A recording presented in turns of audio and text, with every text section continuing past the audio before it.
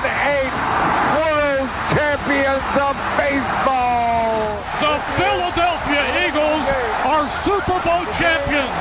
Eagles fans everywhere, this is for you.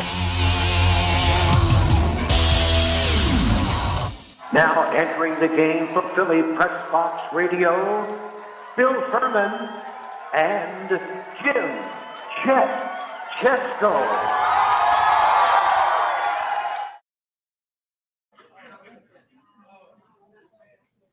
Hey, welcome, PP, Philly Pressbox Radio, live from the Irish Rover Station House, Bellevue Avenue, Langhorne, PA. If you are out and about looking for some lunch, looking for some good company, cold drinks, we are happy to be here. Philly Pressbox Radio celebrating our 400th show right here with the Irish Rover. We appreciate it. Thanks for joining us. My partner, Jim Chesko, is here. We have Edge of Philly Live, Zaffiri, going to run the controls for us today. We have his partner from Edge of Philly, Joey Sheeran, also here with us tonight. And we're excited about being here. We hope everybody enjoys a little time talking Philly sports. We're going to have a little interactive trivia going on. We have Phillies tickets to give away. We have some prizes to give away along the way. So join in. Yeah, if you're sitting at the bar, you're drinking a pint, you probably got some tickets. Hang around because we're going to be giving stuff away throughout the show.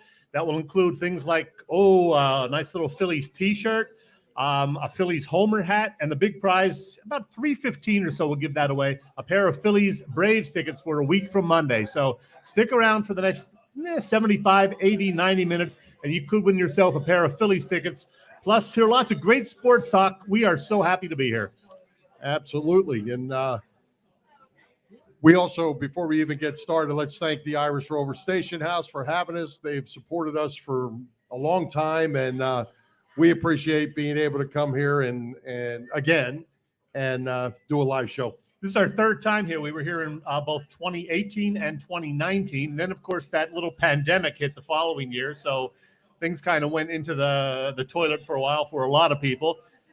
Things had to close down, and things just weren't the same for quite a while, but everything is back up and running now, and we are so happy to be here and see a lot of smiling faces and happy Phillies fans. There's even a Cowboys fan here, a Packers fan here, a Pittsburgh person, but hey, we love you all today.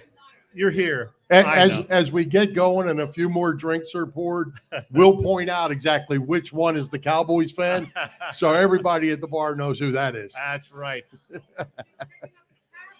Oh, is that right? Okay. All right. First things first, I got to get this out of the way right now. I am playing injured today, Bill. No. I had a very, very difficult Saturday night.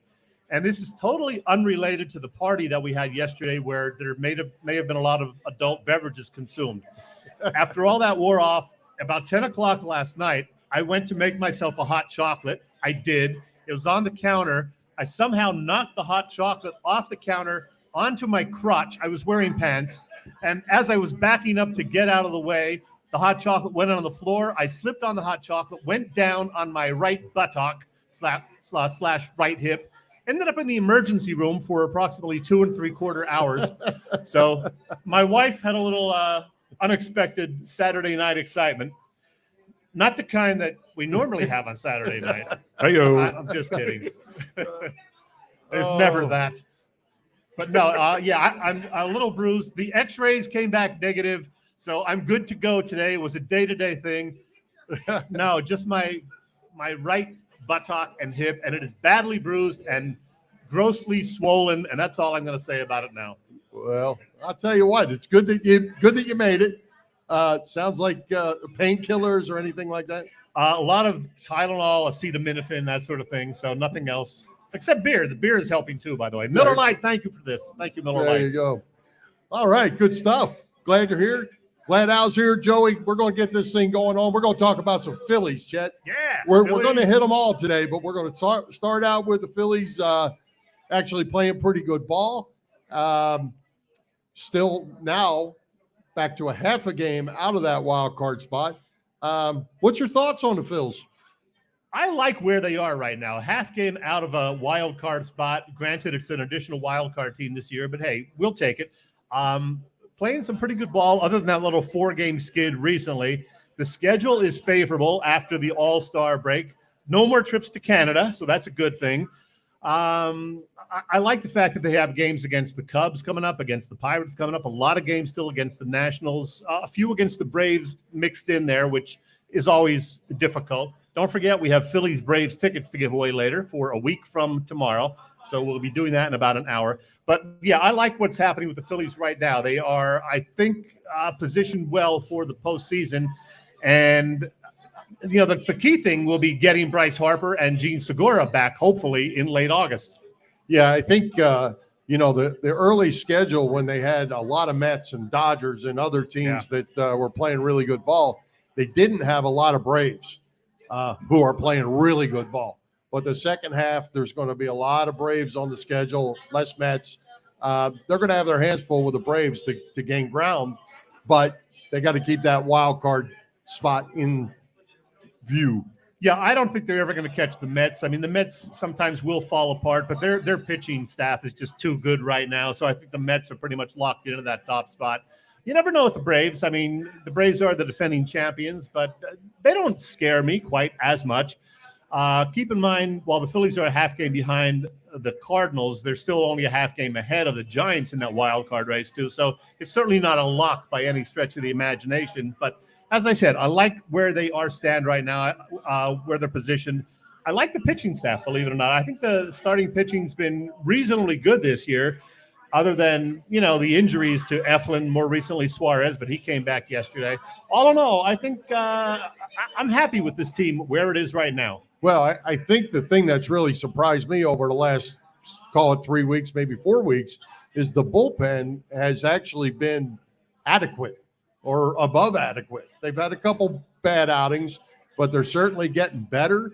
Dominguez looks like he's settling into that closer role. We'll see if that continues. I think the bullpen possibly gives them a trade piece or two. There might be an extra one out there that maybe they can use down the stretch at the trade deadline. Yeah, I would love to see them add somebody that could help, whether it be another starter, bullpen guy, or a center fielder, which has been kind of a bugaboo all year for them. They haven't had anybody consistently out in center all year. So I'm hoping Dombrowski does something and helps improve the team between now and August 2nd. Wouldn't you say certainly buyers at the moment? No, definitely a buyer, yeah. Yeah, I think they think they're going to be in the hunt. Hey, I want to throw at you All-Stars. So Bryce Harper gets voted in as he should have. Schwarber is in. Wheeler is out. Nola is out. Did we trade Harper for Schwarber, or did we trade Harper and Wheeler for Schwarber? And is Schwarber an all-star? Well, Schwarber is an all-star. I mean, the guy's got 29 home runs. I know he's only hitting 220 or whatever, but 210. 210. 210. Okay. Close enough. Yeah, there's not a whole lot of 210 all-stars. And let's not rush into he's for sure an all-star. But he is leading the league in home runs. He's knocking in runs. And, you know, there's also the question of whether he's a true leadoff man, and he's not, certainly, but the Phillies don't have anybody who is. I know you wanted Odubel up there, but he's too inconsistent, too. So he don't even play enough anymore. Yeah, this year, I think Schwarber is an all-star. You know, it's funny we're talking about all-stars. I was listening to Glenn Macnow yesterday on WIP. He was reflecting on the 1971 Major League All-Star game, which was, you know, this week, 51 years ago. There were 19 Hall of Famers that played that year in the All-Star game, including Willie Mays, Hank Aaron, Willie Stargell, your starting outfielder, and Roberto Clemente coming off the bench. I think Ernie Banks, Johnny Bench were in that game. Not Banks, I don't think, but yeah, Johnny Bench was for sure. Carew over in the American League, Al Kaline. So, yeah, that was quite a amazing situation 51 years ago, 19 future Hall of Famers. And I don't know if that includes Pete Rose or not, because, of course, Pete Rose not in the Hall of Fame, but should be. Right. So, Zach Wheeler not being in, I kind of get the Aaron Nola, because only if you watch him every night, you know he's deserving, but his numbers, his win-loss don't really show that. Zach Wheeler needs to be an all-star in my mind. Absolutely. Struggled the last time out, unfortunately, but no, he's had a very good first half and certainly one of the top 10 starting pitchers in the league. So I think I said this on the show. While it's a shame he's not an all-star, it's maybe better in the long run that he doesn't have to make the trip to Los Angeles. He can rest up for a few days and get back out there Friday night. Yep. Well, we're looking forward to that. Hey, speaking of Zach Wheeler, our buddies over there at Carl's Cards in Havertown will be having Zach Wheeler doing an autograph signing on August the 21st. So anybody that wants to go over and obtain a Zach Wheeler autograph, there's a perfect opportunity to get a should-be all-star. Yeah, that's going to be a big night for Carl and company. We love Carl and his crew at Carl's Cards, and getting Zach Wheeler is really a nice get for them, and I'm sure that's going to be a very popular and fun event. Absolutely. Havertown, PA, Carl's Cards and Collectibles. Hey, Chet, biggest disappointments for you so far for the Phils in 2022? Anybody and anybody that's really stood out and played really well? Well, the biggest disappointment, obviously, is the new right fielder, the guy who wasn't supposed to be the right fielder because Bryce Harper was going to be out there all the time, but he is the right fielder now. Not a great fielder, and he's really struggled at the plate, and that is that Nick Castellanos. He's just really not giving you what we expected from him with that big contract. He's hitting 250 or whatever, which is not terrible, but he's only got, 8 home runs, and we certainly expected, 25, 30 out of him this year. So he is far and away, for me, the biggest disappointment, Castellanos. As far as the most pleasant surprise, Alec Boehm, absolutely. He had that 3-error game early on, but since then, he's been very solid in the field, and he's hitting well. So, Castellanos, the disappointment. Alec Boehm, the biggest pleasant surprise.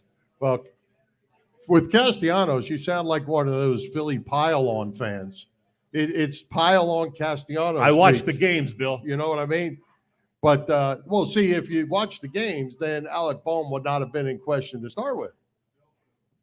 How so? Because he's always been good. I told you. He has not always been good. Did you watch last season? Well, yeah. He got sent to the minors because he wasn't good. Yeah, that was pile-on. What about the 330 rookie year? Yeah, that was 2 years ago. Oh, well. He's been inconsistent. But no, he's like I said, been doing a great job this year, and I like him, especially when he had that 3-error game, screwed up, said something that he shouldn't have said. He owned up to it, and we loved him. We forgave him for it. So, yeah, kudos to Alec Boehm. All right. No Odubel, Mickey Moniak. You're not piling on them guys, too? I was never a huge Odubel fan, and Mickey Moniak, he had the great spring, but he's never done anything in the big leagues. So, sorry, Mickey. All right. Hey, I got to ask, do people at the bar have some tickets? Did you guys get tickets handed to you? All right, you did. Let's give something away real quick, Bill. We got this cool we don't have the tickets, though, do we? Joey, you have the tickets? The bartender. Oh, we don't have the other half of the tickets, so. Bartender. She'll grab. All right. Get a winner for this cool Phillies T-shirt. Ring the bell. Little banner. Ring the bell T-shirt. There, I rang the bell. Yes. A Phillies T-shirt and a Ring the Bell banner. So let's give one of these away. Do it right now, please. Thank you. Hey, Chet, while we're waiting, Rob Thompson done a heck of a job since he's taken over. Phils have responded. They've played well. You ready to extend him? You want to see if they make the playoffs before you extend him? Or I'm saying do it now. I don't see the urgency. I mean, there's still another 2 months of the season, 2.5 months, really. He's not going anywhere. What if they crater and fall apart in August and September and lose all these games that they shouldn't? Then you say, maybe we shouldn't have extended him. I like what he's done, but there's no reason to extend him now. I think he will get the job. I think he will be back because I do think the Phillies will be a playoff team. So, hey, we got a winner for this Phillies T-shirt, and it is number, here we go, on a blue ticket, 884245. Again, that number, 884245. Do we have a winner? 4245. We'll hold on to it for a second, I guess. Is that you out? No, it's not. The delay in the back. They're waiting to hear that in the back. You got it? There you go. All right, we got a winner. Thank you very much. Thank you. You got it. Would you fact check them? Well, you have to. You got to fact check, man. You've seen me on Facebook. I fact check. Hey, Chet, so the Phillies, as we started out this discussion, a half game out of the wild card. Do you see them? You see them making this wild card, and can they win a round? Well, I think they are going to make the playoffs. I think they will get one of the wild card spots. Can they win a round? That's a whole other issue because they're going to play that first series all on the road as a wild card team. Unfortunately, that's the way it is. It's the best. Is it best out of 5 or is it best out of 3? I think it's best out of 3. John, 3. you know? It is best out of 5. 5, okay. right. So the odds are against you as a wild card team, but I do think they will be in the playoffs. Yeah, I do too. All right. But I think I like Nola Wheeler as 1 and 2 against anybody. Then if they can pull out a game 3, I think they have a chance to win a round in a best of 5 series. Well, the thing is, they probably won't have that wild card spot clinched until the very last couple of days of the season, and they may need Wheeler and Nola over the last couple of games of that final weekend of the season. So they may not get to use Wheeler and Nola at the start of the series, which of course would be a major negative. So hopefully they'll clinch a wild card by, say, September 25th and can rejigger their schedule. So who knows? We will see, as they say. Hey, Bill, we got some people here who don't know our story of how it all began. This is show number 400, and we did our first one April 30th of 2014. And some people were asking us today, as a matter of fact, how the hell this all began. And shall we tell them? Yeah, let's go ahead. You want me to start it? Go ahead, you start it. Okay, so Chet and I have, as we said, show number 400. We did not know each other one bit. We had met. We actually started doing a little 30-minute, 11 o'clock in the morning, once a week deal with another guy. And we were actually writing articles. And I was on to the guy about doing something like this. And finally, we got him to do it. And it was not the most reliable thing. But he had Chet on and I was on. And, we talked for 5 minutes. And we met at a tailgate. And then we finally met at a tailgate. In the fall of 2013. And then a few months later, I think it was your idea, said, hey, you want to try doing a show together? Yep. Just the two of us. So we did. So April 30th, 2014, we made our debut.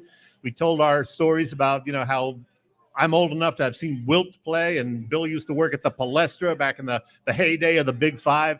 And, the rest is history. We did our first show that spring. And now we pretty much are on every single week. The first year or two, we did probably 30 or 40 shows a year, but now we're there every single week because people seem to enjoy it. So number 400, here we are. There we go. Woo! And the crowd goes wild. And still, we should probably add that we have still only done 8 shows together live. Well, about that, in person together. The summer of 2018, we did a few together when we were with Wildfire Sports for about 4 months. So we did about 3 shows with them. And we've done a few others, including a couple with Big Al here. Big Al Zaffiri, by the way, Edge of Philly Sports, to my right. We joined his network about 2 years ago. And we're going to have him on in just a couple of minutes to talk about what's going on there. But, Bill is in Florida most of the time. He's spending some time up here in Delaware and New Jersey this summer. So we decided, hey, let's get back to the Irish Rover. And we checked our schedules and said, you know what? We got a 400th show coming up soon. This was about a month ago. So we said, 399 was this past Wednesday. We could do number 400 maybe the following weekend. And we are. And again, thank you so much to the Irish Rover. They've been so great to us over the last 6 or 7 years that we first hooked up with them. Yeah, and I tell you what, Chet, we have a bunch of stuff we can give away. So I'm going to throw out one of these Phillies hats. Oh, a Homer hat. Okay, Phillies Homer hat. This is going to be for anyone, they're going to have to come tell us or call out the answer. Oh, okay? no, never doing this at trivia?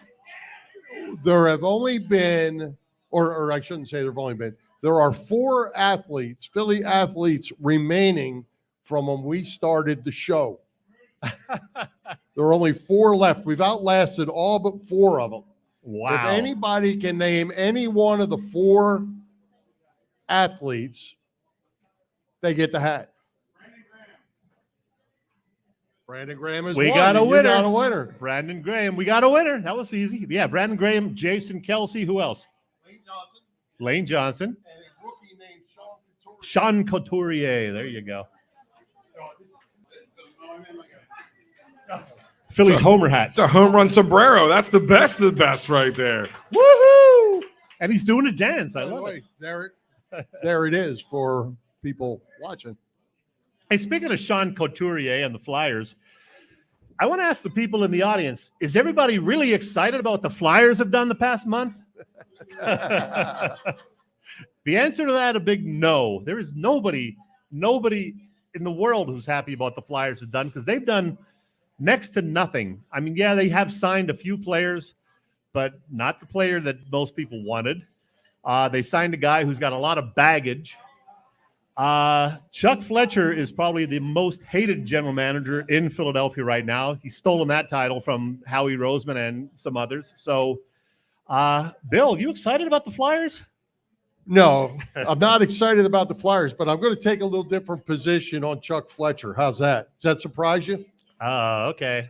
The Flyers apologist, go for it. No, not an apologist, but I'm going to throw a scenario out here for you, Chet. All right. Let's just say, because we know nothing about cap management, caps, or any of that other stuff that goes on, right? Mm-hmm. So here, let's just say we didn't get Johnny Gaudreau because we didn't have the money, right? Right. They cleared space, but not enough. So they have to clear space. Let's just say you had to trade somehow JVR, Konechny, Provorov, Hayes, and Frost to gain enough cap space to sign Gaudreau. Okay, let's say that's the scenario. So they do that, and they get Gaudreau, and now they got to pay him 8 years at whatever millions of dollars. Now you have another Claude Giroux. You have a great player who has nobody around him, and you have no help, no chance of getting any help anytime soon. Are you a happy Flyers fan then because you have Johnny Gaudreau, but you don't have the other 6 players? There's no good answer to that. I mean, well, yeah, it is, because they're going to lose, they're going to stink, they're going to, and you're going to be an way. unhappy Flyers fan. They're going to stink either way, Bill. This is not going to be a good year for Flyers hockey. I'll tell you that right now. You ever see the show Dirty Jobs? That guy Mike, he would go and check out all these dirty jobs that left you feeling stinky and crappy, cleaning the poop at an elephant cage or something. That's what a job as a Flyers marketing person is right now, because you're trying to sell some crap to people. If there's 10,000 people in the arena for a game this year, I'll be surprised. Oh, I think they're going to be a hard sell, but they're going to have to get out there. They're going to have to win some games. They're going to grind. Tortorella is going to come do what he does. And these young kids, the Frosts and those guys, are going to have to step up and play. But I think we had this conversation back when the Eagles won the Super Bowl, and even way back when we started the show after the Phillies had won the World Series way back. It was, are you okay that we emptied the farm systems in the minor leagues to win now? And everybody was like, oh, yeah, win now. Well, now that we haven't won since, everybody wants to fire everybody and start over again. And that's not how it works. Well, everybody's fickle when it comes to that. But as far as the Flyers, they haven't won a cup in 47 years, Bill. So they're a little restless. And it's getting ugly at the Wells Fargo Center for Flyers games now. And, if Chuck Fletcher is still here next year, I'm going to be surprised. Well, we'll have to see how they play. They brought in a quality coach. We'll see how it goes. Oh, and that's going to be interesting. Well, Tortorella, who loves to, confront players and tell them that they stink if they stink. He loves to go at it with fans, the media. Tortorella is going to be something to watch, at least. That could be the most exciting thing about the Flyers this season. Well, I think it's safe to say this organization needs that. Oh, yeah. And maybe some players need to be called out, too. They certainly do. So we'll see how that goes. So what about Tony D'Angelo?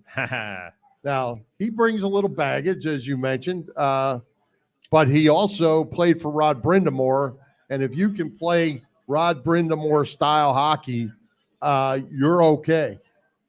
And Brindamore gave him, thumbs up, said he was a good soldier all season long. So that's good to hear. But the baggage, you mentioned that. He had some racial comments years ago. He's done some stupid things in his life.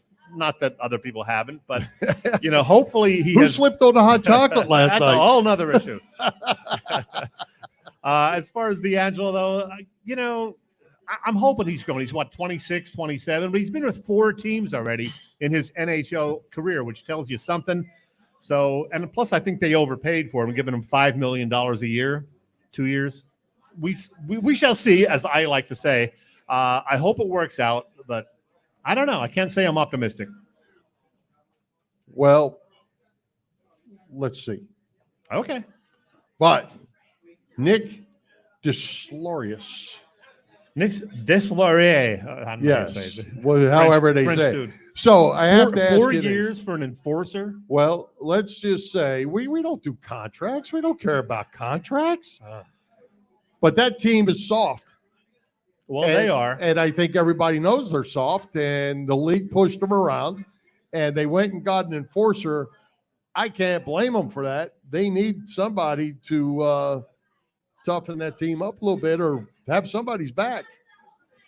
Well, they do, but, a lot of Flyers fans, I think, are still stuck in the 70s where they're fans of the whole Broad Street bully era, and they're hoping that maybe they'll see more of that going forward. And, heck, maybe that would get a few people into the Wells Fargo Arena. I don't know. I was not excited about that signing. I got to be honest. Well, yeah, I think you can't get pushed around, I mean, and it was happening every night by lesser teams. You have to have somebody that's going to step it up. Now, I don't think they call them enforcers anymore because nobody fights anymore. So you just need to have somebody that's out there throwing the body around. And I think, as you saw, if you watch the playoffs, which you didn't, our buddy Joe says we need a bully. No, we don't.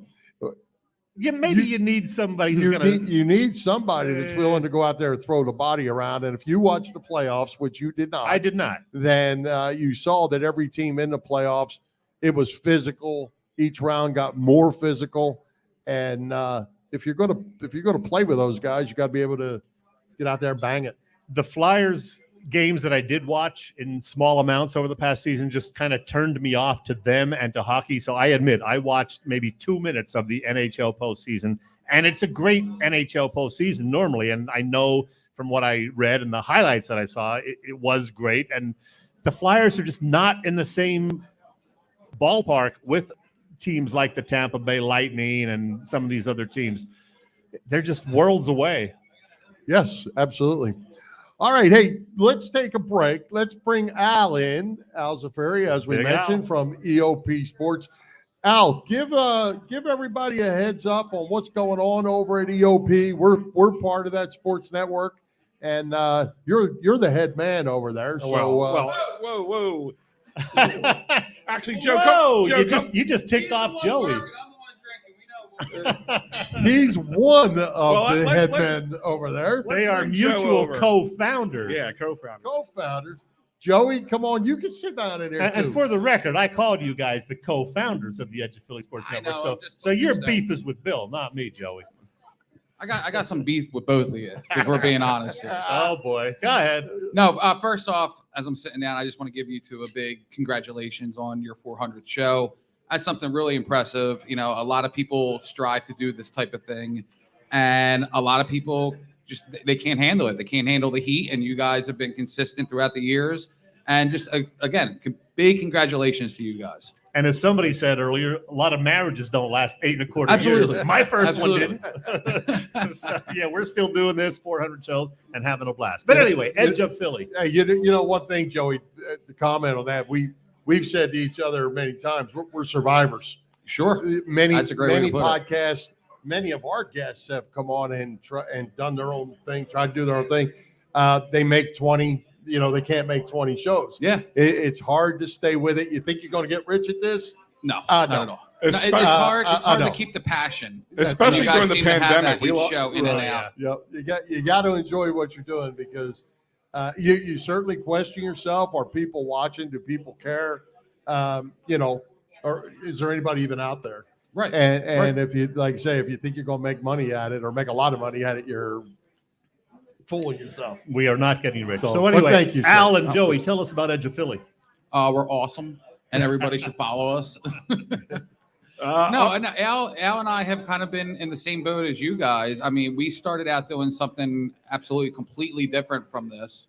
A show that represented the town that we grew up in. It was more of a variety show, and that kind of got stagnant after about like 4 or 5 years. And me and Al, came together and said, let's do something that we're really passionate about. And Edge of Philly Sports, our sports network that you guys are awesomely a part of, has just grown over the past, 4 or 5 years or so? Yeah, 4.5 years.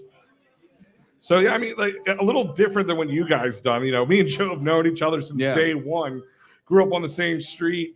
Our mothers were friends in school, like high school. Yeah. So it's a little different, but we got to, we always said we wanted to do something together and gone through different things. And here Edge of Philly is started as something different name, different moniker, the whole 9 yards, and it grew. And you guys are probably the second group to join us next to the Broad Street Bully podcast. Mm-hmm. But you guys definitely are consistent. And like I said, one thing we found difficult, and I said a little earlier, is during the pandemic, a lot of podcasts who started dropped off. There's just nothing to talk about. Wasn't financially good for a lot of people. Keeping sponsors was one of the most difficult things that we ever had to do, especially when you deal with a lot of bars and restaurants. Those guys were shut down or not able to do work. So the fact that you guys and work with us and we all could survive through that, testament to what we can do. It's a labor of love. Yeah, and to the fact where we've been announcing over the last 3 or 4 weeks, we have a ton of content now. It's going to be almost close to 24/7 content by the end of this year as we keep going. So it's exciting to work with you guys. And like Joe said, everybody at EOP is just like super proud of you guys, super proud of working with you guys and seeing what you can do. You guys, I would say I listen to a ton of podcasts and are not just our own. That you guys get the hands down best visitors, best interviews than some of the big boys out there can do. So you should be proud of yourself on that. Yeah, and you guys are like extremely organized. Like you guys have first off, you guys have guests every week, which is impressive in itself. But you have these guys scheduled 2-3 weeks out. So you already know it's coming. Like me and Al fly by the seat of our pants, okay, who can we get this week? You guys take this to a new standard. Yeah, we're fortunate. We've had Ray Didinger on 19 times, Merrill Reese every September to preview the Eagles season. So he's been on 6 years in a row doing that. A lot of the former and current writers from the Inquirer and Daily News, like Mike Sealski, Frank Fitzpatrick, Bob Ford. All right, enough with the name dropping here. Come on. Yeah, But I have to ask you guys a question. I don't know if you were watching the EOP live show this Wednesday. I'm going to pretend like you're going to say no, but we all know it was yes. We actually had our buddy Freddie Burns on there, who we connected through him. That's how EOP and Philly Pressbox Radio connected. Did you hear Freddie's story? Did he ever tell you about a story when you guys were first here? Oh wow, you're gonna rat him out. Oh, I'm ratting him out live on the air. It's not like I'm ratting him out. Right, but you asked him live on the air, hey, do these guys know the story? And he goes, you know what? I don't think that they do. I do not know the story. So when you guys first met him, you didn't know him from Adam, just like the two of you. Sorry, Fred. And I'm Fred. I'm enjoying this. You guys asked him, could he do a live remote? And he told you guys point blank, sure, I can do that, no problem. He had no clue what he was doing. Really? He said live on there, he goes, I went out, bought equipment, and made it all up as I went. Wow. Freddie. But he pulled it off. No idea. He pulled it off. Yeah. So it's not what you can do until you know. I guess in a sense, and either way, he was screwed. Hey, that's what you got to do, though. In this, I guess, business, we call it a business. You got to take chances, and sometimes you fly by your seat of your pants, but you do take chances. You shoot for the moon, and kudos to Freddie, man, because he just hooked up with us from watching the show, and he came on doing some fantasy football stuff, and he became a frequent guest. Fred and Butter talked about doing the live show here, and he, I guess, tricked us into it, and it worked. Yeah, he's like, sure, no problem. That's funny. That's great. But no, I mean, Good stuff. It's been a joy to work with you guys. Hopefully, another 400 more. And more, with all the new stuff coming on and be able to do post games and, all the different stuff, write the articles, the draft, all that stuff has been huge with you guys. So very proud to work with you, very proud of you guys, and hopefully continue success. Thank you, Al. Thank you. You're welcome. Just think, Chet, if we did 400 more, that would be another 8 years.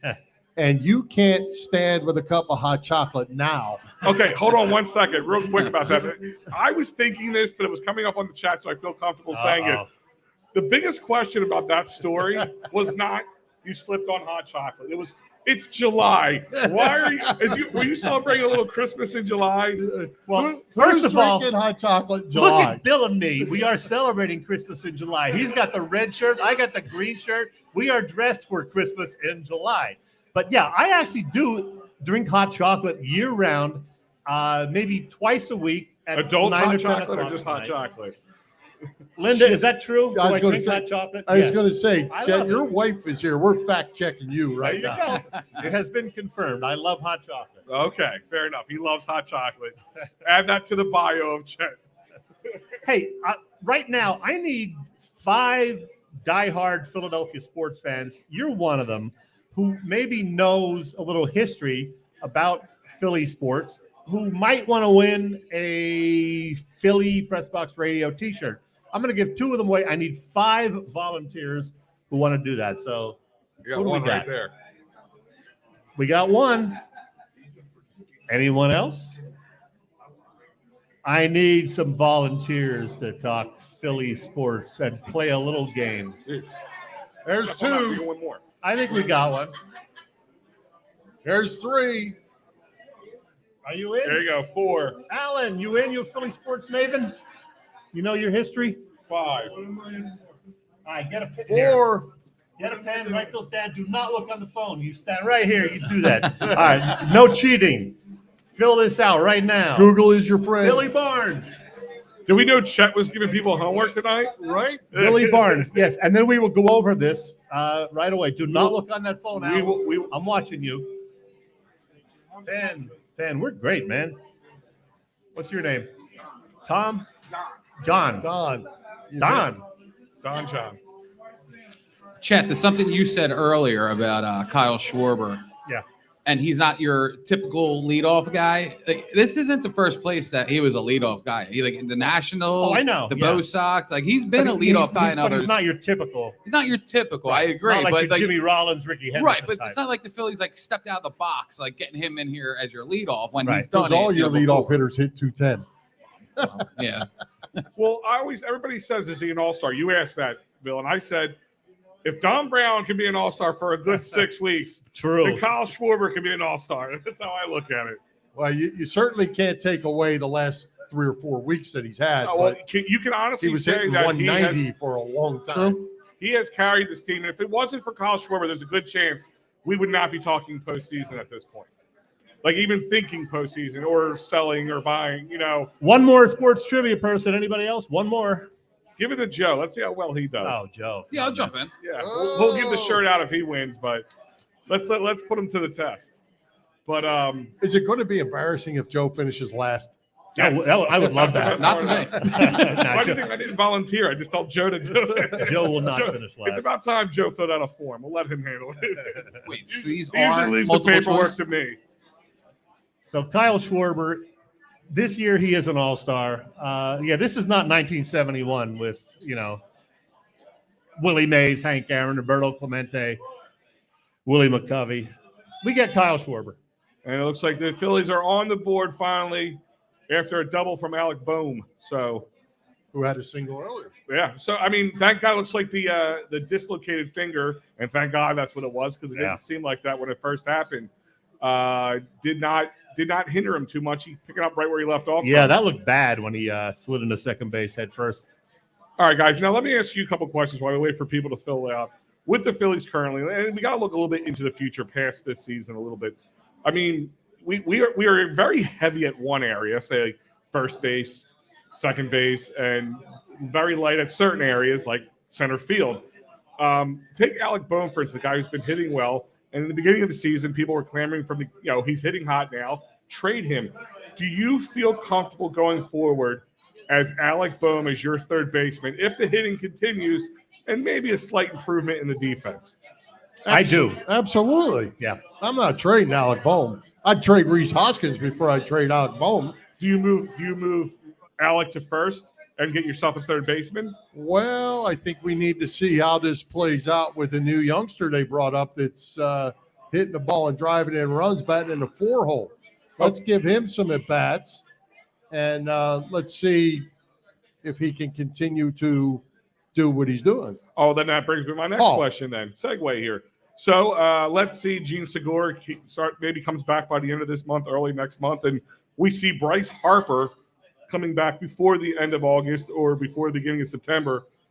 Who's moving? Who do you move and where do you put them? Like where does your lineup look if everybody continues at where they're at? Chet, you have another tribute? Well, somebody's going to sit, right? Well, and maybe it is piece, Castellanos. If it's going to be whoever's swinging the hot bat. If Hall can't continue, he's going to be probably the first to go. But if he's swinging, he's going to play. Do they send Hall back down to keep him hit? Like, even if he's hitting well, still at that point, do you keep him on the bench where he hits less, or do you send him down to the minors and let him keep hitting? I'm wondering if he's maybe just a flash in the pan. You won't know until you don't know. No, you don't know yet, but we'll see. But, man, I would love to get Castellanos out of right field and just have him DH so he could focus on his hitting, because he is not the greatest outfielder. He's slow. He doesn't get to a lot of balls out in right field. So I would rather have that's Bryce next out year. there. You're not seeing that until next year. I mean, if Bryce comes back and his other issue has resolved itself by then. Well, I have a feeling he's surgery no matter what. Yeah. I would like to see the pedestrian. I say that for PJ because he's probably listening. PJ. The pedestrian Rhys Hoskins, I'd like to see stop walking back to the dugout with a strikeout. He's hitting about 250-ish, and that's hot for him. He's going to end up, if he ends up hitting 235, he better hit a lot of home runs. I'm not a huge Rhys Hoskins fan anymore. That goes all right. So that's why I give Hall every at bat I could give him, see if he can play. Sure. And, that goes back to like looking at guys. Take Kyle Schwarber, who's batting 210, 215. But he's also putting up 30. I think he's on 29, going on 30 with his next one. I mean, he's trending towards 50-plus home runs for the year. I mean, is it because of the change in baseball that ERA is not batting average is not as important as it used to be?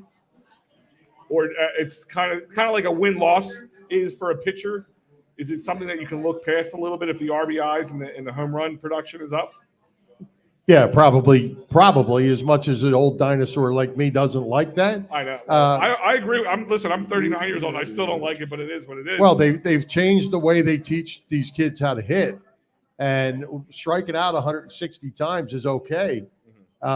It's still just one out, and that's the philosophy now. Everybody's up there uppercut and long ball swinging. It's not hit the ball hard up the middle and then good things will happen for you. They don't do that anymore. They don't teach that. So batting averages are down, home runs are up. So it's funny because a writer for us who also works with another group, Rock Hoffman, who gets to watch batting practice. There's another run for the Phils. Scored another one, 2-0. So he's there watching batting practice. He's actually talking to the players afterwards, and they're saying that you're watching the ball. Now, I understand it's batting practice, so things are a little different. But they're not using the humidor on the balls in batting practice like they are for the balls in the game. I mean, is it just this thing that baseball's trying to do to change the game, to make the ball more controllable, that's causing this uproar, this change in batting averages, this change in streaks? I don't think so. I think I'll go back. I'll say it was 3 or 4 years ago when Mike Schmidt was doing the broadcast, and I don't remember if it was with Matt Stairs or John Kruk, one or the other. I want to think it was when Matt Stairs was doing the game. And they were having a conversation on hitting, and Schmidt said that, he tried as a manager down there in Clearwater for a little while and said, I can't coach, I can't manage, I can't coach because they don't teach it the way I learned it anymore. Yeah. The whole hitting philosophy has changed. And Mike Schmidt, believe it or not, is not that old. Hasn't been gone, at least doesn't seem like he's been gone that long. But they've changed the game to the point that I don't think it's anything to do with the balls and the mound it's just the philosophy of hitting. You see a Bryce Harper take a pre-swing and it's a thing up in the air. That's how they're taught to hit the ball these days, and I think that's the big difference. I need that final sheet turned in. And also the other thing is trivia guy. I heard for the young guys, they're getting a lot of, it's also a problem for them because guys who go down in the fall leagues, they play in the Dominican tournaments and all that kind of stuff, that they're being taught differently. And they say the balls fly differently. Everything's different down there. Then they come here and everything in the major leagues and even minors, but the majors, it's even different there because they're not even using humidors in the minors. So it's like you hear about a guy who's batting, like Derek Hall, who's knocking the cover off the ball. Then they come up to the majors and it's just hitting differently. And you could see it. The ball literally dies and going out like there's an invisible force field that it hits in the middle of it. Everything just falls. So I feel baseball has tried to change itself to be more interesting. In the long run, they've hurt themselves. They've tried to change things too much. They've gone too far left or too far right. And you're actually hurting the base, not just for the people you're trying, like the casual baseball fan, but you're hurting it more for the guys like us who watch almost 162 games a year. Well, I think the other thing that's changed the game so much is the relief pitching. They tried to modify that rule, but 5, 6, 7 pitchers every night, lefty, righty, get a guy out. Like I say, they tried to extend that a little bit, but it's much harder to hit when you're seeing 5 guys a night than it is, 1 or 2. Sure. So I think that's changed the game, and for me, not for the better. Is that going? Is it going? Good. And it is gone. All right. Out of here. Who was that? Is that Munoz? Munoz, Yep. yeah. Munoz. All right. Getting it from everywhere. And that's what makes this team win. That it's when production comes up and down the lineup. I mean, of course you would hope when Harper was there and Segura was there, you're getting most of it from there. And Kyle Schwarber starts. The dream was Kyle Schwarber and all them would just be out and they would get it from everywhere. But now you're getting it from Alec Boehm. And then I have to give a guy who's kind of been an unsung hero over the last couple of weeks, Bryson Stott. A lot of people were off his train pretty quickly, but he's been producing and winning some games for this team. So I like what I see from the Phillies. I like, even the fact that they won a couple games, 1-0, 2-1, because this team is not built to win that way. Even when you have your Wheelers and your Nolas pitching. Yeah, and that was one thing I was going to mention earlier, and it slipped my mind. I'm glad you brought it up because the one thing I really do like about this team at this point is they battle every night. Mm-hmm. They get behind early sometimes, and they feel like they can score more runs than the other team and work them out and do that. I like that about this team. They don't fold up many nights. They play on through. And they had that little recent stint where over 6 games they scored 12 runs, and that's why they lost 4 of them. They even won a couple of them by scoring 1 or 2 runs, which is rare. But this is more of what we're used to seeing. A 10-0 win yesterday. They're up 4-0 already today. this is what we signed up for when we got, the Schwarbers and the Castellanos guys back in the winter. So we talked about it. I like this team. I think they are going to make the playoffs. I don't think they're going to go anywhere, but we haven't had postseason baseball since 2011, so it'll be a nice change. Well, what you guys said earlier is, and I'm going to say, they make a wild card spot. I'd be a team very afraid to see this. If you're going to have to go Nola, Wheeler, Nola, whatever it is, in a 5-game series, that's tough to hit against, no matter how good you are. But I would hate to be the team that has to go against the last wild card spot with the Phillies up. If everything continues the way it is. I think one thing that is often forgotten is number one, when Bryce goes down, everybody is, wondering if they're going to be able to continue winning. And obviously they have been. But if you look at the roster, the daily roster, more than 50% of it is from our farm club. Like we have the youth up here playing, and they are still consistently winning. Yeah. And that's something that is overlooked. Yeah. And, Kevin Stocker talked about that with us last week. We had him on there, and he said the youth brings the energy. Absolutely. And Rob Thompson's getting the credit for that, but he's brought the youth out of them. I'm 100% with you, Bill. Joe sign them now. Yeah. Sign Thompson now. Yeah. Joe Girardi didn't seem to have the confidence in the youth, or wasn't getting that's the production one of the reasons out of why the he youth. was outed. Yeah. And Kevin Stocker spoke of that, and he was right on. I'm almost positive that Thompson will be back, but again, I don't see the urgency. I would wait till mid-August to make the official announcement that he's coming back as the permanent guy. I agree with Chet too on that. I mean, what do you have to lose? He's not going to take another job between now and the end of the season. Let's see what happens. That's like you called Derek Hall possibly a flash in the pan. I mean, I don't think Rob Thompson is a flash in the pan, but let's let this play out. Then you offer him. The guy has never. Who was saying that Derek Hall is a flash in the pan? Chet? I said he might be. I'm not saying that he is. I'm just saying, maybe he will be. Who knows? Won't know. I mean, can't we give these guys look some at Dominic credit? Brown? We mentioned Dominic Brown earlier. Things happen, Typical Philly fan. Typical Philly fan. That's right. I'm a little jaded, okay? It's been a rough 10 years. No, but I'm saying with Rob, and I love him, and I love the job he's been doing. And if they signed him today, I'm not going to even blink an eye at it. But my point is, there's no reason at this point to do it. Let's see if he can continue. Let's see where adversity comes in. You have these nice tickets sitting here coming up against a very big opponent in the division, being the Atlanta Braves. Let's see how they do. I mean, this weekend's a great point here. I said this before we went on the air. It's pretty weird to have to say these words, but it would be really nice if the Phillies sweep the Marlins, because they don't do that often. Yeah. For how bad the Marlins have been over the years, they haven't been able to do that. They've always seemed to struggle, but they went up against one of the best pitchers in baseball on Friday night, survived, won that 2-1. Yesterday put on a hitting clinic, won 10-0 against a guy coming up from their minor league system that was supposed to be a really great pitcher. Took him to task. And they struggled with a lot of those guys in the past, so that was great to see. When the Phillies either go up against a new guy from the minors or somebody who's been struggling, the Phillies struggle. Yeah. They did that during the Toronto series. That was the second pitcher. I forgot his name. They said, "Oh, he's not what he should have been." The guy's ERA is like 7 or like 4 something.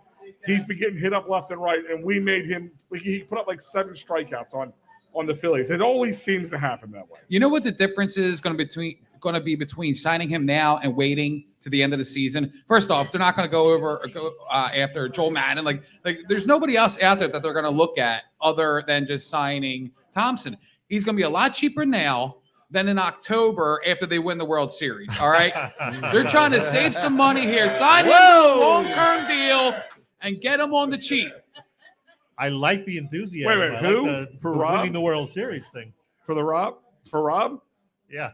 Well, he doesn't go against your cap. Who cares? Next we'll You be sign here. him for $1 billion, Juan it'll make a Soto's difference. coming, so let's get off of that. Chet, How about trivia? How do we do? We got some winners, okay? We're going to give, I'm feeling generous today, so I'm going to give away 3 T-shirts, not just 2. I was going to give away prizes to the top 2, but we actually had a 3-way tie for first, so I'm going to give away 3 T-shirts. I'm going to go over the questions first for those who didn't play. Here we go. Only 4 Eagles have had more than 400 career pass receptions. Harold Carmichael, 589, and Zach Ertz, number 579, are firmly 1 and 2. Name one of the other 2 Eagles greats with more than 400. Nobody mentioned Pete Retzlaff, but 3 of you did get Brian Westbrook. He is correct. So Brian Westbrook That's a trick is question. correct. He's a running back. That's a trick question. He still caught the ball. I'm guessing Joey was one that didn't get it. I did not get that right. I'm not going to tell you how Joey did. It would be embarrassing. Joe, at one That's point, fine. it was the total Eagles offense at one point. I thought some of them were trick questions. Oh, okay. There are 29 Well, Joe, get Major them wrong, League they're Baseball true. players. See, by the way, this is all 400 related because this is our 400th show. So that's why all these are 400 type questions. There I are see. 29 Major League Baseball players with 400 to 495 career home runs. Which legendary Yankees first baseman, the luckiest man on the face of the earth, hit 493 bombs in his career? Everybody, come on. Lou Gehrig is correct. Lou Gehrig. Got All that right. right, you jerk. That Not must have been everybody easy. got that one, believe it or not. Number 3, which Pittsburgh Pirates slugger nicknamed Pops, hit 475 career home runs? Willie Stargell is correct. Most people got that. Wrong. Number 4, Joey did not. I'm telling you, Joey did not get it. I went with Andy Van Slyke, the great Pittsburgh Okay, Pirate. I know you're younger than me. You're not that young. God.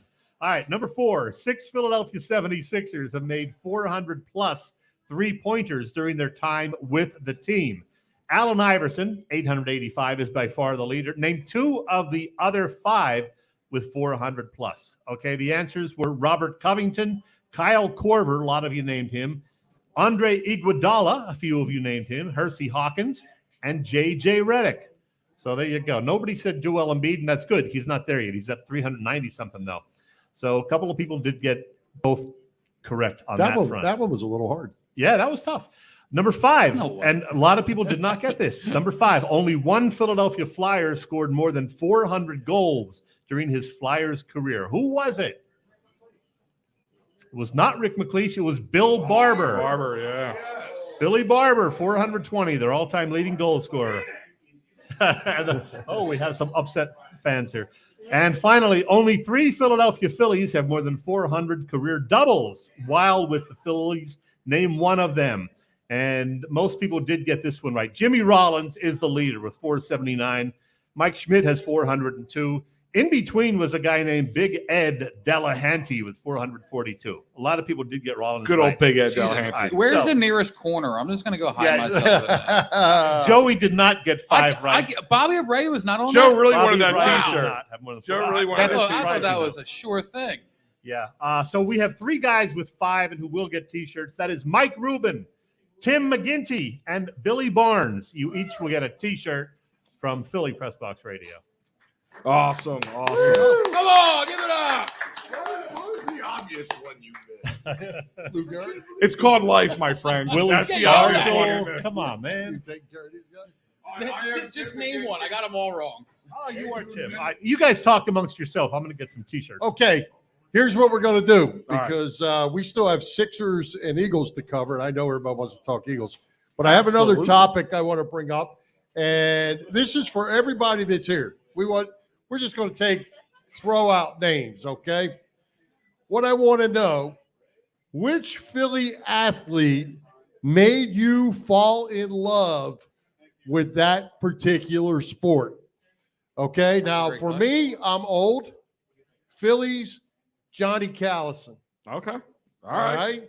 My man back. Sixers was Wilt Chamberlain for me. Okay. I actually saw him play. Eagles, Timmy Brown, because believe it or not, in 1966, I was at the Cowboys game when Timmy Brown ran back 2 kickoffs for touchdowns. Yeah, that was your Became 40th my- birthday, right? It was my 40th birthday. Almost. And for the Flyers, Andre Lacroix. Wow. Wow. Andre Lacroix was a guy that could score points before Bobby Clark came around in the early Flyers days. They're my 4 starting out. So I'll ask you, Al. Give me. You don't have to give me 4. You can give me 1. No, well, I mean, being like me and Joe talk about this a lot, and we always say our fandom started like in around the early 90s when we started to understand. We were like 10 years old when the 93 Phillies were relevant. So, I mean, always fall into that. But John Kruk would be a big name for me for the Phillies. Just that whole crew. They were just fun-loving guys. They fit in the Philadelphia scheme so well. But John Kruk was definitely one of those top guys. Growing up, Mike Schmidt, definitely, because that was with my uncles and my grandfather. Only get one per sport now, dude. But I'm going to go with John Kruk for me.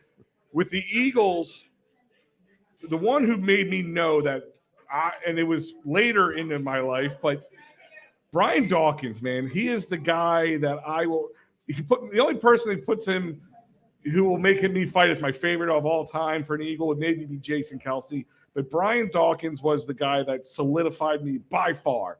Was my favorite and made sure. I mean, I was an Eagles fan before him, but Brian Dawkins, yes, number one. Sixers growing up, Sir Charles. That's what I was bred to know. Like my family, when we would talk about Sixers, it was Sir Charles. And Flyers, I have to go. It all started with Eric Lindros-Strama, so I'm going to go with 88. There you go, Joey. Yeah, I think just real quick, I'll start with the Flyers. The whole Legion of Doom. I know it's not one player, but it's a short error in Flyers history, and that's what really got me watching. Basically, like everything that was on Prism, all the sports, like the Phillies were my first love. '93, like Al said, and Kruk is up there. Like I remember my mom's favorite player from that team, and it was Pete Incaviglia. So yes. Pete Incaviglia holds something like close to me as well. But Lenny Dykstra from that '93 team, what was the guy? I still remember as a young kid laying down watching VHS, if everybody remembers them, watching Whatever It Takes, Dude, and I wore it out in my VHS. And I mean, luckily with what we do now, like we got to hang out with Lenny Dykstra at one of our sponsors' bars, Dolan's Bar. And like we got to hang out with him, talk with him. And it was like, it's just one of the cool perks that we have within all of this. And Phillies, it was the dude. Barkley with the Sixers, obviously, of course. And the Eagles, I remember watching Randall. Watching Randall. But like Phillies, like I said, was my first love. So a lot, like outside of playing sports, like it took me to like 98, 99 to really start like getting hardcore about the other three. And I remember the start. Like I remember the draft of Donovan McNabb and the booing and all that. And like Ricky Walters, he wasn't drafted. I was like, screw that guy. I want Donovan McNabb. So like that was like my real passion. Like Dawkins and Brian Westbrook, I still think is my favorite player of all time. So I mean, I would say Brian Dawkins. I'm sorry, Westbrook for the '99 Eagles, and then Barkley, the Legion of Doom, and the dude Nails. Right.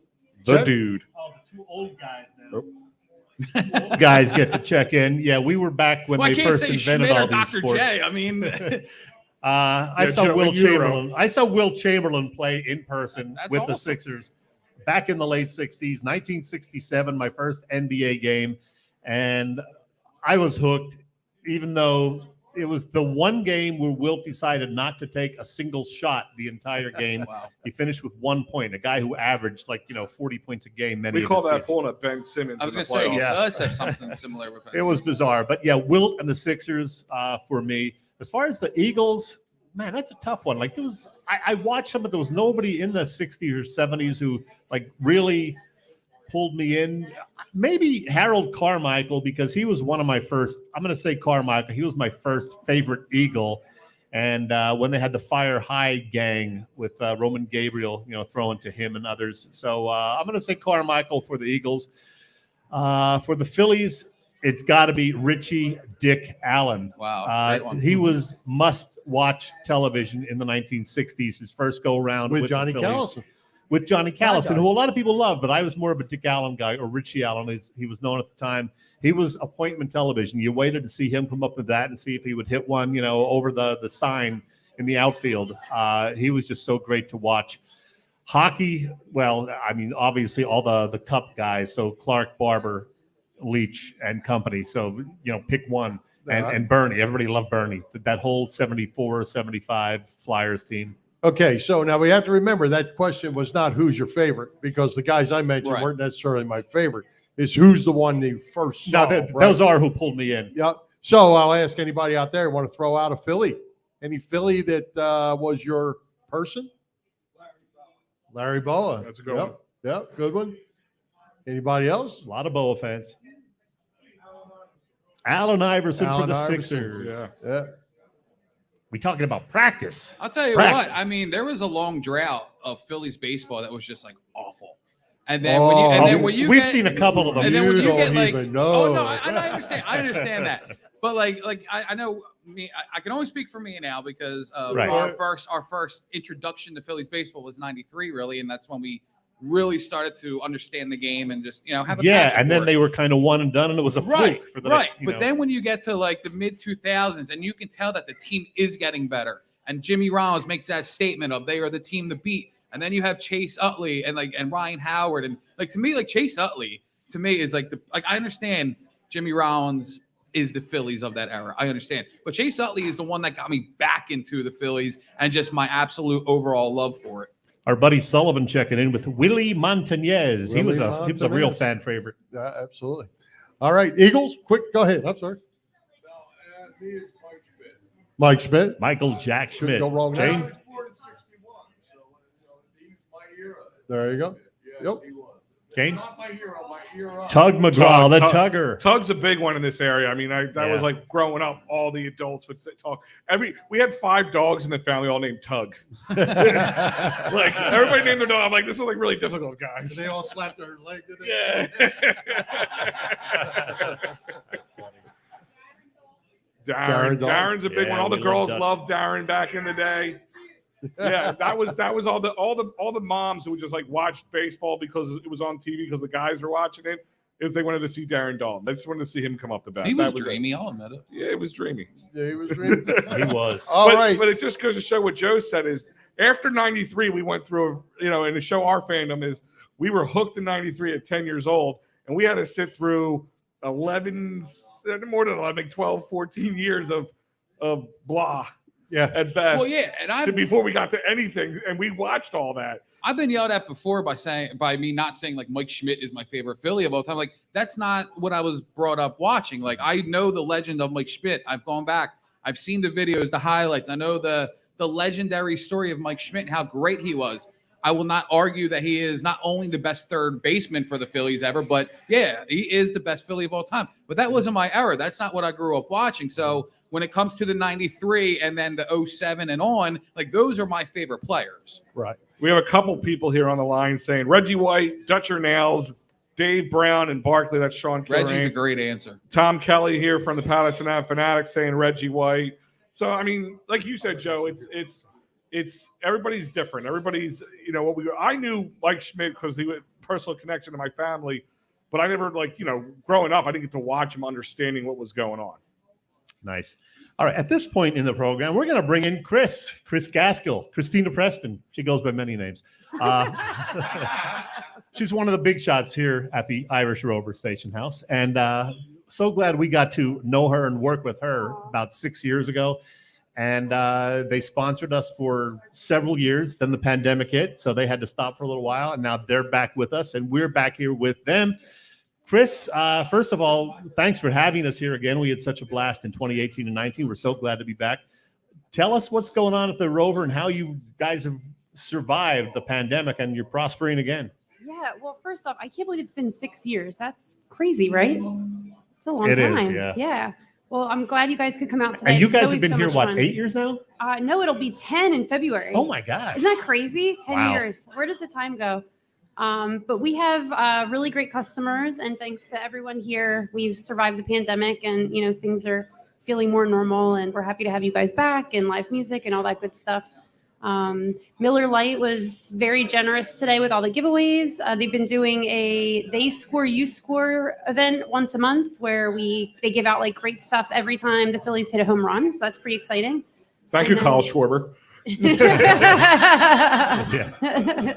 Hey, I was here for the car show on Father's Day, and it was amazing. It was packed, a lot of terrific cars, and I know you got something else coming up in September. I'm assuming your Yes. Oktoberfest. It will be back. I'm so excited. It hasn't quite felt right the last couple of years, but Oktoberfest is one of my favorite events. Please tell me it'll be in late September. I'm hoping. I would like to beat the heat, I'd rather us be a little chilly in our, lederhosen than sweating to death out there. But yeah, it'll be back, and hopefully that I'll have Do you that have a ready date? for you soon. I don't. Okay. Hopefully by next week. So Are you asking her on a date? Your wife's sitting right there, man. But she's so cute. Look at her.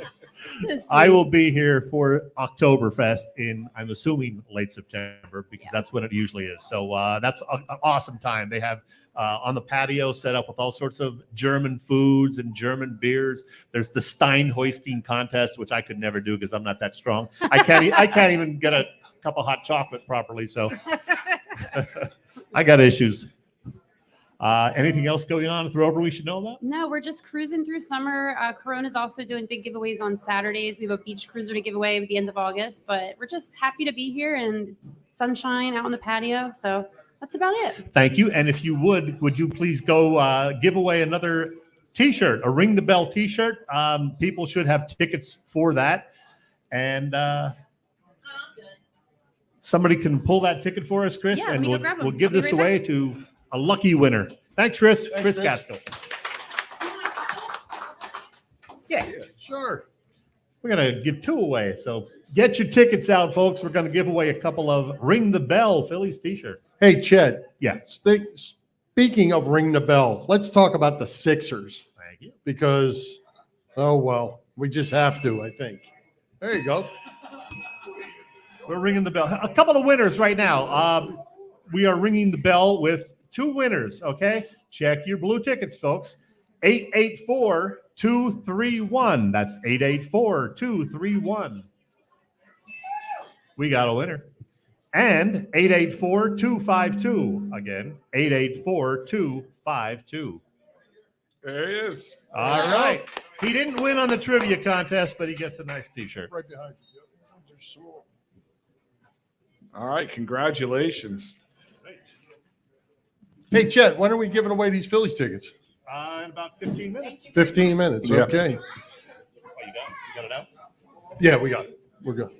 Okay, let's talk Sixers. Yeah, we're giving away the we're Phillies tickets forced for to. a week from tomorrow in about 10 minutes. 10 minutes, so hang tight. That's no problem. So, Chet, now the Sixers have made some moves. They've got some guys. They're another organization going nowhere in this town. Bill, tell us how you really feel. Led by an overrated center who's not going to win a championship in Philadelphia. So now that we've got that laid out, Is he kind of like Claude Time- Giroux was for the time's Flyers? yours. Come on, dude. You've been hating on the Sixers for years and years. You never give Embiid any credit. I know he's had injury problems. I know there was the load management stuff. Nobody liked that, but it is what it is in this day and age. But I got to be honest, I'm not happy with what the Sixers are doing right now either. I was never a huge Harden fan. I know they had to make the deal. I know Daryl Morey loves him. But on the bright side, we did get Ben Simmons out of town. So that was the plus right there. That's all that matters. Yeah, that was what that was all about for me. But It was Joey, the right trade. But Joey, can they improve and actually get past the second round? I think so. I mean, one of the things that we've been, so disgruntled about is aggressiveness and the fact that they couldn't even the rebounding, especially in the playoffs. Like, how many offensive rebounds did we give back to the opposition? Like, and I do think that's a reason why PJ Tucker is here now. I mean, it's literally the guy who did it to us in the playoffs to give us a second round exit. Like, so we can't beat him, so we signed him. We gave him more money so he doesn't hurt us in the long run again. He's now one of us. I think they're going to be more aggressive already. Does the 37 years old bother you, Jenna? Does it scare you? Well, of course. But again, like, it's not my money. I'm not paying him out of Well, I'm pocket just just to talking win about- it, and I don't care. I'm not talking about your money. I'm just talking about it could have been used to sign somebody else. More is my I'm question. hoping they can get 2 good seasons out of him, and one of these next 2 seasons will be magical. And it's that's not what gonna it be feels easy. like they're doing. They're trying to sell it all for one season. How many times Like have I one said, championship, though, I they should don't say. need a third superstar. So forget the Beal thing, forget KD. They had Maxey, who was up and coming. What they needed was depth, especially off their bench. Sure. How many times have the Sixers been up 20, 25, 30 points? Doc goes through this ridiculous 5-player substitution, and then the Sixers are either struggling to hold the lead or they're down by 5 points, and then they have to start bringing in the starters again. What they needed was depth, and right from the draft number 23, and Danny Green, who is going to be out for a majority of the season anyway. They got the Anthony Melton from the Grizzlies. I love and it, then, by the way. which I love. He's Yeah. a 3-and-D guy. He's a possible push starter.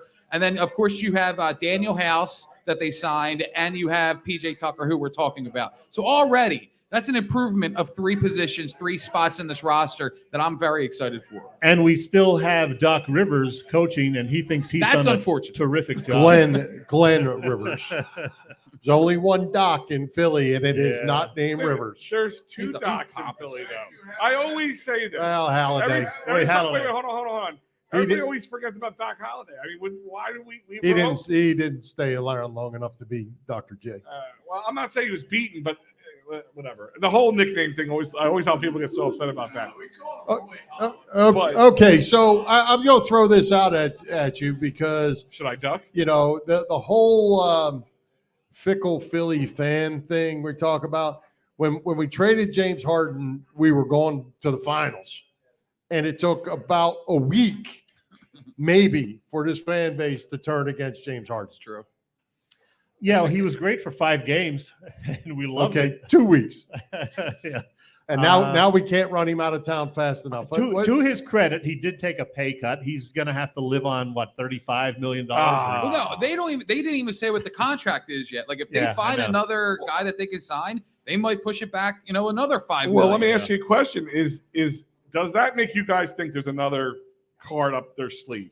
I fact hope that so. there's no something's going to happen. That Harden Are there any other signed. Rockets out there available? They're not good enough as is, I don't think, to win an NBA championship or even get to the final. So I'm hoping something else happens. I don't know if it's going to be, Durant or. Well, they got to take the next step. So it's the Eastern Conference Finals. Get me to that, and then I'll admit that there's some progression going on, and then I won't be as. But you said that last year, and it didn't happen. Right, and I'm still critical. No, but I'm just saying. So at this point, are you happy with just an Eastern Conference Finals? And I just need to see improvement. I need to see a win. I need to see it all. And I got to see Doc Rivers stop being an a-hole in post. Well, Joe, you might as well hold your breath at that. He is annoying. Hey, we got a couple of other things we got to do, guys. We got to give away Phillies tickets. Everybody got their blue tickets because we're gonna. All right, get your blue tickets out. Time to win some Phillies Braves tickets. Hey, can we pass more blue tickets out? All right, one more chance. Get yourself a ticket. You got 5 minutes. There you go. Can you pass more tickets out, Chris? All right. Make sure everybody gets a ticket. One thing while we're doing that, I want to throw out about the Sixers too. You got to keep in mind, and I always give Joel Embiid a hard time. He's a good player, but that Joel Embiid window is closing. Yeah, it is. I mean, you don't have 10 more years to get it right. You've got a handful, 4 or 5 maybe, and that's going to be it. So. I actually think it's smaller. It's a smaller window than you think, Bill. Yeah. I don't listen. I love Embiid. I think he's very much ingrained into the city of Philadelphia. But at one point, he knows his window better than you, me, Chet, and Joe, and anybody else in this room. I say you have 2 solid years before he starts contemplating move me. Move me. If we get past the second round, but get filleted in the Eastern Conference Finals. It's not going to make him happy. That's why I'm saying you have to put a push for a championship run this year and next year, or he's going. I really feel, and I don't blame him. I would not blame him one bit. And everybody goes, well, he's finally getting what he wants. He can't leave now. BS on that. You can leave when you are in the NBA is made it this way. When you're a superstar and you are bigger than the rest of them, you can do whatever the heck you want, whenever you want, any which way you want. Al, you and I see completely different on that. And Here's a we're shot. not going to go into a back and forth here. This is their show. Everybody listen this Wednesday coming up. but these guys are great. Wednesdays at 8:30 they are on. We are typically on Wednesdays at 7. We're taking this week off because we're doing this show today. Couple of things. Chris is passing out tickets for your chance to win Phillies tickets week from Monday. We will do that in about 5 minutes now. But we're also going to squeeze in some Eagles talk. And this is goofy, but during our show every week, or almost every week, I do this. I hit the bell, and we call this Random Chet. And we do something that's usually unrelated to sports. For example, the very first one I did was about the year-round shorts wearing guy. And I think this guy, Tom, is one of those. John, too. Yeah, you wear shorts all year long. It could be like 20 degrees in December, and there you are out there in shorts. I did one on that. I did one on my favorite summer songs a while back. I did one on, well, Curious Smelling Candles, which was one of Bill's favorite. You may be familiar with Gwyneth Paltrow. She's got some interesting No more of that. Talking about. Yeah, we all enjoyed that No one. I more walked of in that. Al's basement one year, and there was a candle that just said bacon. Yeah, there you go. Well, today, because yesterday was the 55th birthday of one Will Ferrell, I'm going to give you my 5 favorite Will Ferrell movies, okay? Ooh. Yeah. Number 5, Talladega Nights. It was silly. It was goofy. It was a classic. My wife hated it, but it made me laugh. Does that, No, make it, I don't does that blame- make it better for you? it That does. blame I'm your going to wife. get to That that. you're sitting there giggling and she's like, I don't get it. I'm I going to don't get to it. that. I don't get it. Number 4, She's over there saying he's a clown. Old School. I loved Old School, okay? Again, silly. Wow, number Found it 4. very funny. Wow. Number 3, Anchorman. Who didn't love Anchorman? Come on. You had Great that at movie. 3, huh? For I Will did. Ferrell movies. All right, go ahead. I did. Number 2, I just rewatched it this weekend, as a matter of fact, Step Brothers. Silly as hell. My wife calls it awful. She said, no, it's just awful. It's not funny. It was funny. It was Probably his silly. most quotable She's movie. right. So, yeah, and that does kind of up The a notch quotable for movie. me. Him and John C. Reilly together. I love them. Oh, unbelievable. And number 1 for me, I know it's probably not everybody's favorite, Elf. I loved Elf, okay? It's maybe my favorite Christmas movie, and it was just very Can fun. I ask So a there you go. question? Do you love Christmas movies? I do enjoy Christmas All right, movies. that makes sense. Do you now. or do not? Now, drink not hot all the chocolate Hallmark while movies watching? that my wife watches, but Oh. I do like Christmas movies in general. So yes. I blocked the channel by accident one time, the Hallmark one, and told my wife that Comcast canceled it. Only in America. and you survived. You Only- lived. only in America Till she could a just found clown like Will Ferrell make a fortune being nothing but a clown. Come on. He's a It's clown. silly stuff. Hold on. You could probably point out a lot of people who don't do what he does, who are clowns for a living. Oh yeah, Just different versions of the clown. yeah. There you go. Yeah, there's that. But let's All not right. go there. That's it. So are all the tickets handed out now I think for Chris is over here working on them. Oh, She's got to go. we're wrapping it up. You just let me know when everybody has a ticket, Chris, and we'll pull those tickets. I like your list if you're Will Ferrell. Yes. I would have definitely put Elf as a 5 because I don't know why, but We good? Anchorman and Step Brothers are my top 2 of those ones. Come on. There you go. Old Anchorman school and put Step him on the Brothers. map. Nobody remembered him from SNL. He worked with Sherry O'Terrier buddies. That was and- pretty funny, the no, cheerleader right, thing. Right. People knew of him like from the cheerleading Yeah. thing on SNL, but it was Old School that really put Yeah. him on a comedic map. And that's why it's on my Frank list. the Tank. Are you ready? I'm ready. We're going to win or pull some winning tickets for a Phillies fan right now. And want me this to is pick for this? the game a week from tomorrow, Monday evening against those Atlanta Braves. Pull it, Bill. You want me to pick it? You pick it. Here we go. They are mixed up nicely. I still think you're watching Christmas you movies. have That's to why be the hot here to chocolate win, is out. obviously. You got to be here to win. There you go. All right. On your blue ticket, everybody. Blue ticket. 884-232. 884-232. Who's going to see the Phillies? Billy. Hey. Billy is an old friend that's of great. mine.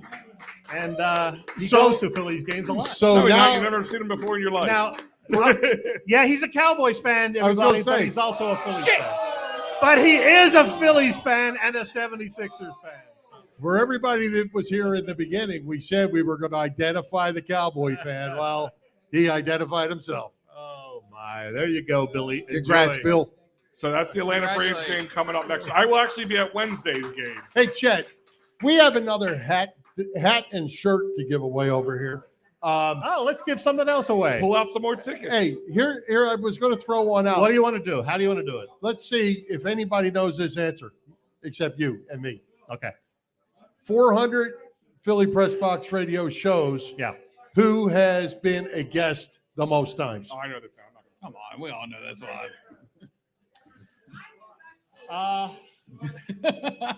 Hold on. Bill? Who was it?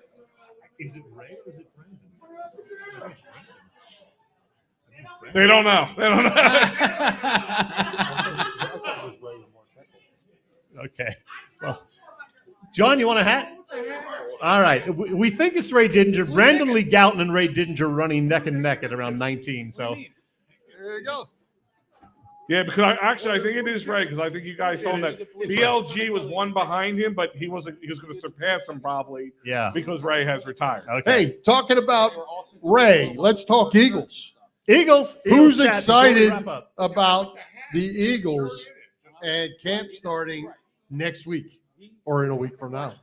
Anybody fired up about that? I'm excited, man. I can't wait. I'm looking at a 10 or 11 win team winning the NFC East. I am all in on this team. I know people are questioning Jalen Hurts.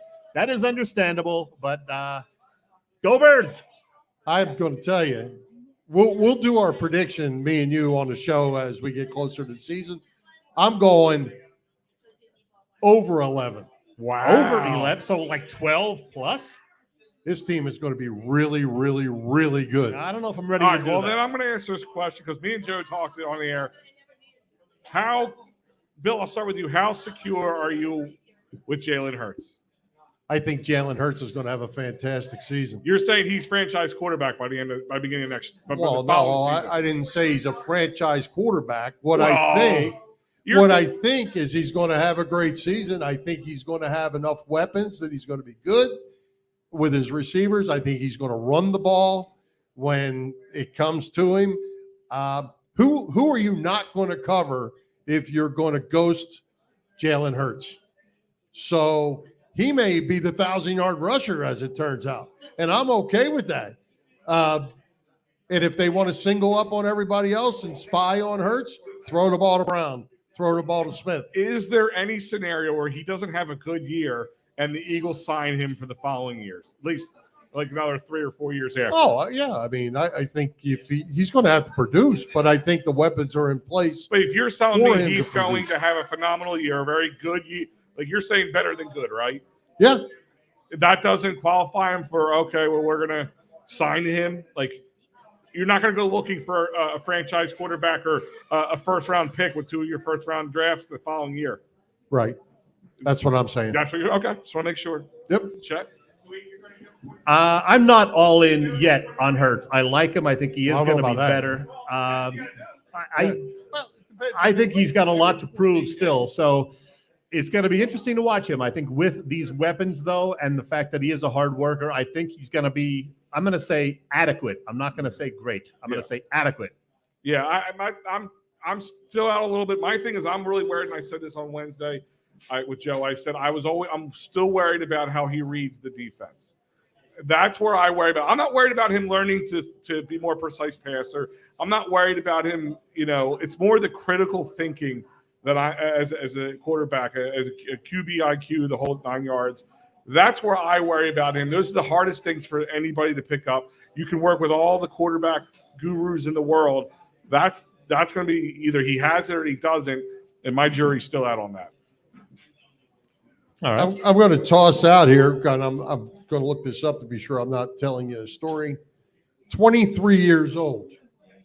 He's 23 years old. He should be just coming out of college, and he's already starting in the NFL.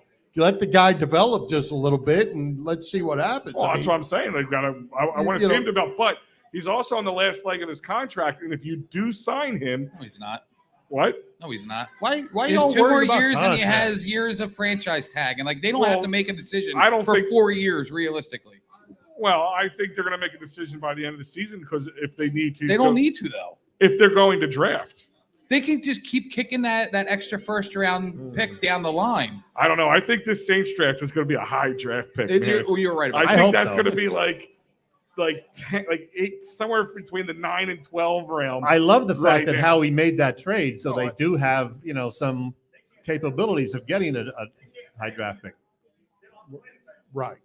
Well, and Yeah. I think that's a good point. But what's going to happen, talking about windows closing, the Jason Kelce windows closing, the Lane Johnson windows closing, there's going to be things that are Brandon Graham we talked about earlier, Fletcher Cox. There's going to be a lot of movement, and that's where Howie Roseman's going to have to figure it out, from the cap standpoint.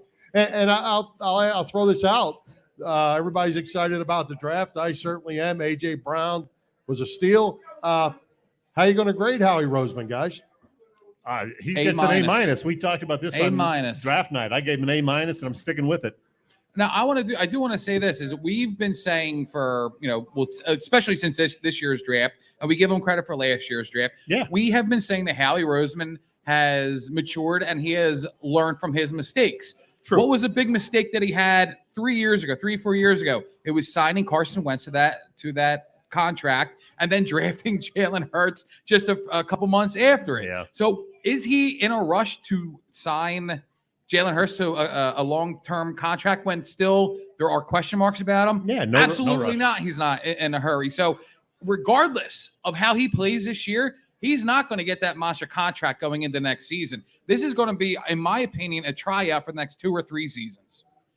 They have the time. Well, as I said, we know he's a hard worker, and the team seems to love him. And I think with the addition of A.J. Brown and some other guys that he is going to improve. I mean, there's just natural maturity in a quarterback. People post the fact that Josh Allen had similar numbers in his second year to what Hurts has put up. Yeah. So, hopefully he'll follow that same path. I'm excited. I always keep saying, I'm not saying I don't want him to. I'm waiting to see. Yeah. And like when I say when he's on the last leg, I don't mean this is his last year. His last year of his contract is he will be on his last leg next year. And it's very rare for Howie Roseman to let a quarterback go into a final season like that. And yeah, I agree you could franchise tag him, but how often do we see that happen?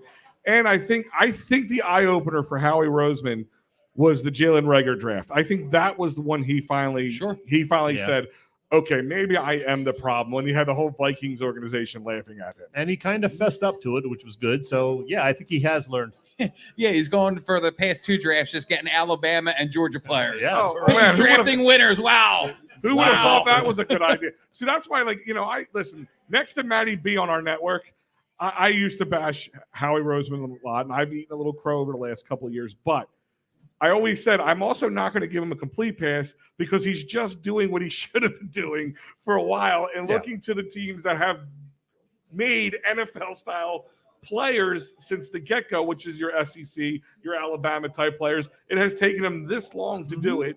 And now he's finally doing it, not playing smartest man in the room, Howie Roseman. Final question. Do the Eagles win the NFC East this year? Yes. Undoubtedly. There you go. Absolutely. That defense is going to be a top 5 defense. Well, I have a final question. Because Okay. I didn't know we were at final question. So this is final. This is the final question. Final question. That was my final. Eagles defense. They went after it in the draft. They improved the front 7 incredibly. I think they added a corner.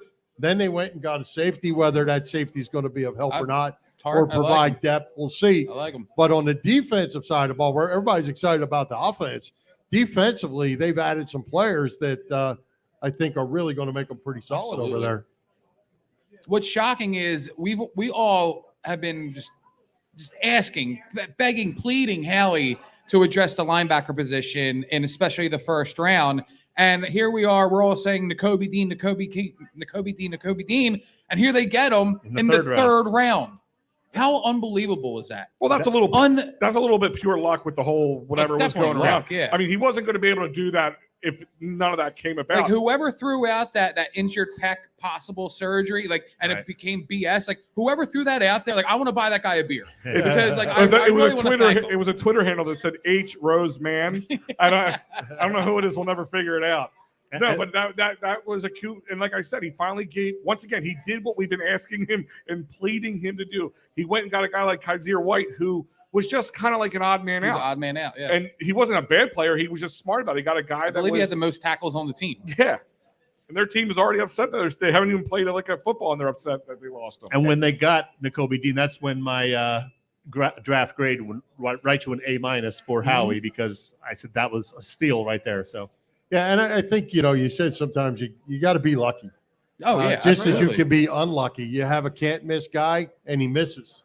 It's a bit of a crapshoot. What was the old saying? Better be lucky than good? Yeah, and sometimes, you draft Jalen Reagor and you find out he can't play. And obviously it's easy to look back and second-guess the guys that were taken behind him who are now stars. It happens in every draft and every sport.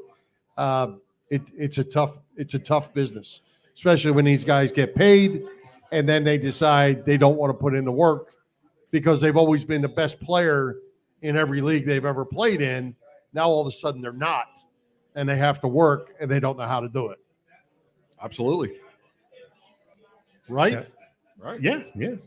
All right. Shall we call it a day, Bill? Do we have any other things we want to give away? We have some tchotchkes up here if you guys want, beer koozies or whatever from Miller Lite and the Irish Rover. We got some EOP stuff back here as Edge well. of Philly stuff. We got $10 Philly Pressbox Radio t-shirts available if you would like a t-shirt. We got them for $10 for you. We're blowing them out today.